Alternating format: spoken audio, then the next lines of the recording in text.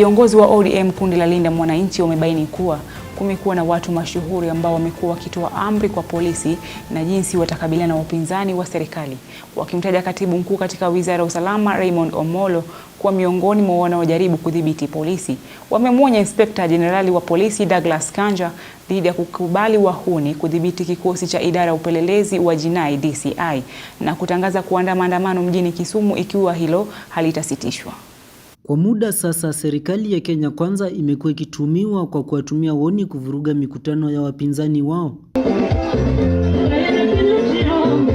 Kutokana na hayo, viongozi katika kundi la Linda Mwananchi wamebaini kuwa kumekuwa na watu mashuhuri ambao wamekuwa wakitoa amri kwa polisi za jinsi ya kukabiliana na wapinzani wa serikali, wakimtaja katibu mkuu katika Wizara ya Usalama Raymond Omolo kuwa miongoni mwa wanaojaribu kudhibiti polisi na kuonya kuwa kitengo cha polisi ni huru na hakuna yeyote anayefaa kuingilia utendakazi wao. Their power and authority outside the National Police Service are giving directions to the police on what to do and what not to do, whom to arrest and whom not to arrest, what to charge them with and what not to charge them with.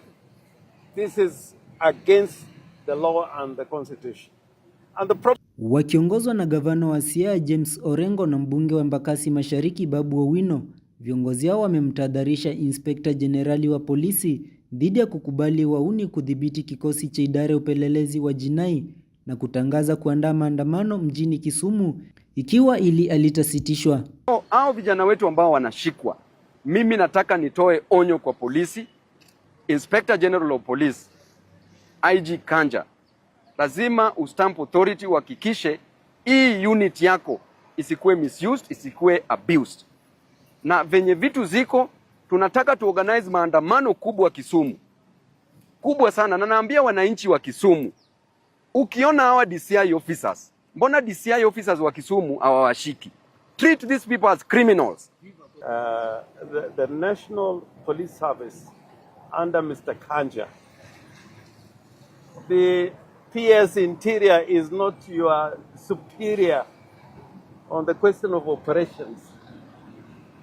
We may have to inquire and put you into account if you are acting under the orders and directions of Raymond Omolo.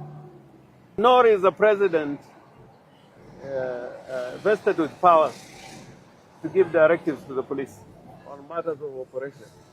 I was telling Babu here. Wakibaini kuwa lengo la operesheni zinazoendelezwa na polisi kuwakamata wandani wa kundi la Linda Mwananchi ni njia ya kuwanyanyasa, kwani wanapojiwasilisha katika vituo vya polisi na DCI hawashtakiwi kwa makosa yoyote. Hapa bila kuzuiliwa, kama anatafutwa na DCI, mbona hajashikwa hapa?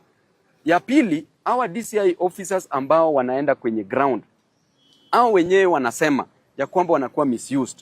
Mwenye anawacommand, mwenye anawaita kutoka Nairobi, mwenye anawaita kule Kisumu, anaitwa Boy Akoth. Huyu Boy Akoth ni gunu wa Raymond Omolo.